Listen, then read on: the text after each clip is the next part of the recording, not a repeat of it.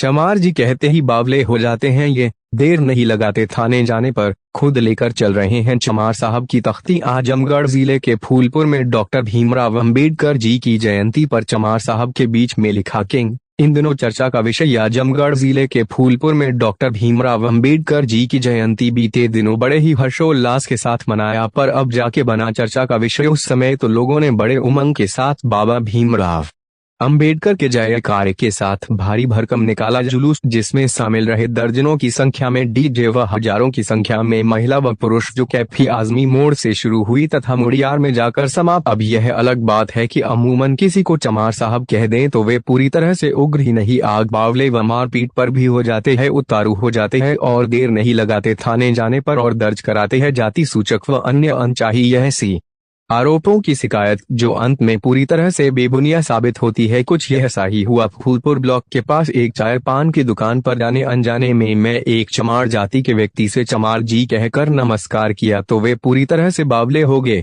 कहा कैसे चमार कह दिए? मैंने कहा भाई साहब मैं जायसवाल हूँ, आप मुझे जायसवाल जी कहिए, मुझे कोई एतराज नहीं। मैं आपका आभारी हूँ कि आपने हमें जायसवाल जी कहकर स्वागत किया। अगर मैं आपको चमार जी कहता हूं तो आपको क्या एतराज है? क्या आप चमार नहीं? मैं यूं नहीं आपको चमार जी कह रहा हूं, बल्कि डॉक्टर भीमराव अंबेडकर की जयंती पर चमार साहब के नाम पर बोर्ड लगाकर हजारों की संख्या के बीच नजर आ रही थी। यह बोर्ड आप ही लोगों द्वारा यह तस्वीर और यह जताने व बताने का कार्य किया कि अब हम वे वाले चमार नहीं बल्कि बदलते जमाने के चमार है। हमें चमार जी या साहब कहिए। मैं चमार भाइयों से पूछना चाहता हूं कि जब आप चमार साहब के नाम पर बोर्ड लगाकर घूम सकते हैं तो अगर मैं आपको चमार जी के नाम से नमस्कार करता हूं तो आपको एतराज क्यों हो रहा है? कृपया हो सके तो मेरे YouTube चैनल पर कमेंट करके अवश्य बताएं।